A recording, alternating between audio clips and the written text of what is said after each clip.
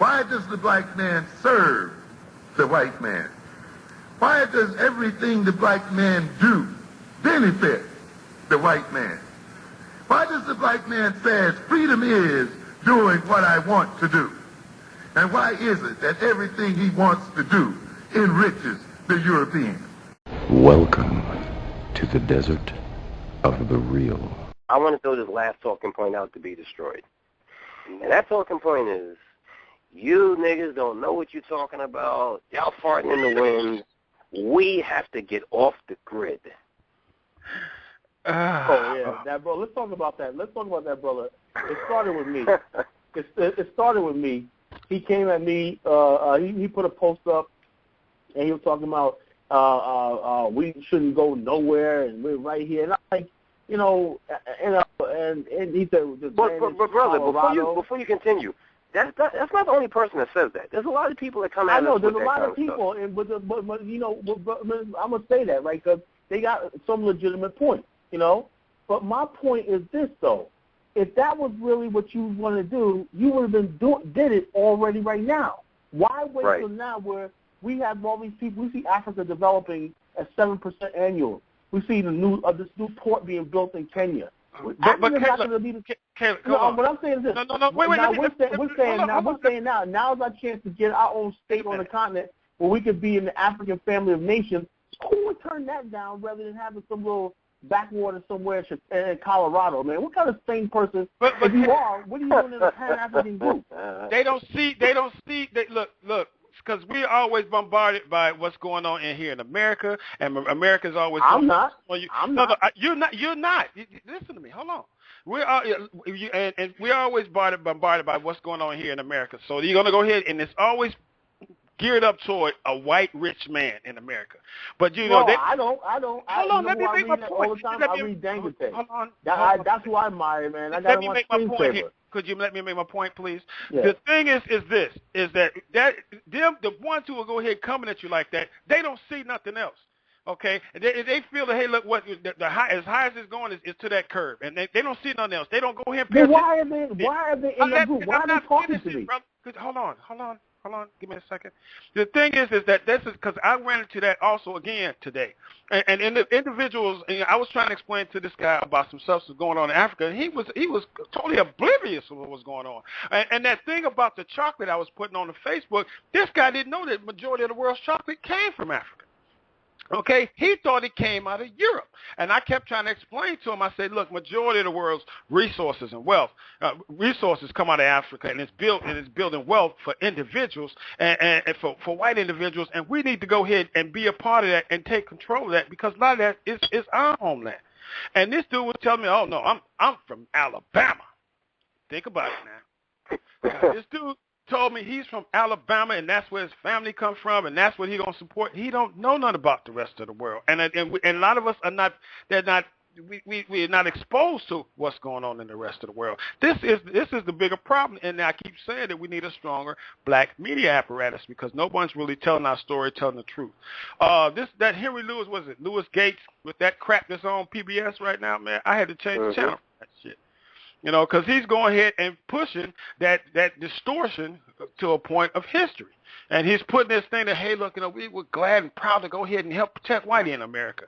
And then he's pointing out some bad points. But he's also feeding to what that brother from Alabama was saying. He don't know nothing else about nothing, so he loves America and loves what's they conveniently left out Freetown and Liberia out of the story and everything like that. And the novel that I wrote of the Azor, I knew that was when the Zorro came directly after the 1876 elections, you know, and that's what my novel was centered around, that time period where black people got their own ship and went back to Africa, and there was a whole big uproar about that. And so that was the biggest movement of the 19th century, which led to Marcus Garvey. It was the movement was so successful, it led to the coming of Marcus Garvey 40 years later. And that to them to lead that out of history. And all that, you had the exodus to Nebraska and the Nebraska exodus to a place called Nicodemus, Nebraska, in Oklahoma. That happened. They completely left that out of history, you know. Or black people said, "Look, I'm not gonna live under no pressure. Let me get the hell out of here." You got black people who settled in in Baja California, Mexico. But Caleb, you got blacks here just like that brother from Alabama. Don't see that there is a problem. He don't understand that there is a problem. But Rob, here's the thing. Let me say something to that, right? And Hope and I think we can agree with that. There's too many people that like that. Hey, look, I wish those brothers all the luck in the world. They will come. Those are followers. I'm not asking for advice. I'm not asking for advice. Hold up, brother. Before y'all finish with this, hold up. Let me, because I still want to deal with the off-the-grid from everybody else's perspective. So, Brother Earl, where do you fall on the off-the-grid situation? Well, it's something that's interesting when you first hear about it and you talk about it, and it's got some interesting concepts. But I'm of the mind that it's 2013 and there's modern technology and things that, I don't think that just because you are black or African and you want to do your own thing, that you have to live some kind of hermit lifestyle in which you're cut off from the rest of the world. I don't understand that. That's just not for me. I don't think I want to promote that either. Go to a commune. It's just another form of running away. Running away from the white man. Let me ask y'all something. When you had the Occupy Wall Street movement was out and they was gaining a lot of ground, they narrowed the message down to one sentence: the 99 cents versus the 1%. Right. 99% versus the 1%. Right. I've narrowed down our talking points to land, infrastructure, and nationhood. Right. If somebody feels that there's a stronger talking point, could you please tell me what it is? I haven't found anything out yet. Because please tell me what other talking point can you think of that would be that would reach and touch upon what the vast amount of our people experiencing here in America. Brother, and if there's a stronger talking point, I will endorse it. The grid. That's what it is. It's land, infrastructure, and get off the grid. Once we do that, we good. Oh, Lord. Get off the grid. I sit there, I said, are you serious, dude? Are you serious? That's your answer? I'm trying to figure get off the grid? I don't even understand. What grid do you get off of? What grid do you get off of?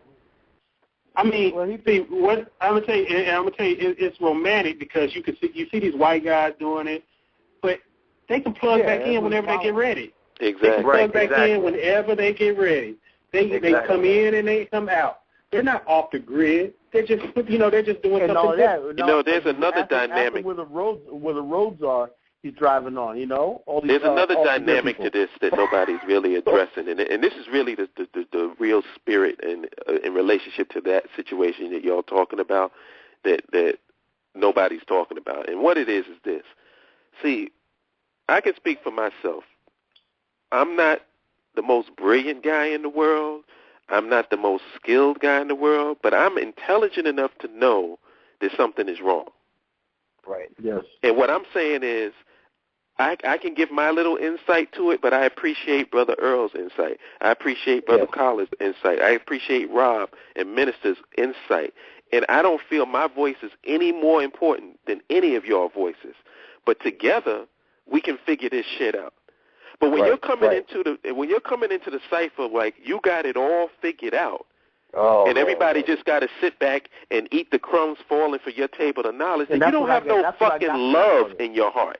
That's what the problem is. People don't have no love. It's all about their ego, and it's all about whether somebody is listening to them or not. And they don't really respect other people's voices. So the moment you're not sucking their dick, what do? They get their ball and they bounce.